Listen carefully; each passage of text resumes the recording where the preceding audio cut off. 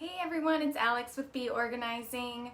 I don't know about you, but website bookmarks for most people can get out of control so quickly. I mean, how many folders do you have, and is your bookmarks bar actually overloaded?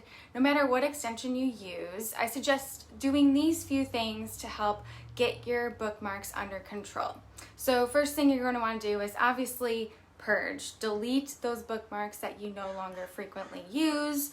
Maybe they're no longer relevant.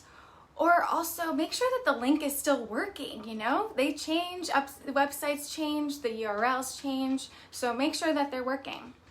Then go back through and see which ones that you're keeping. The ones that you keep in your bookmarks should be only things that you're frequently visiting.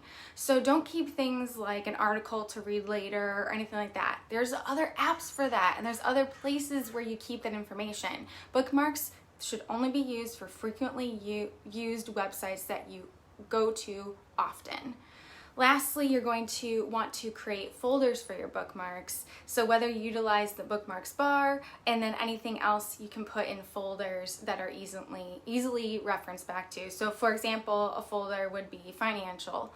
So it could be banks that you go to often, and you can actually put that folder in the bookmarks bar.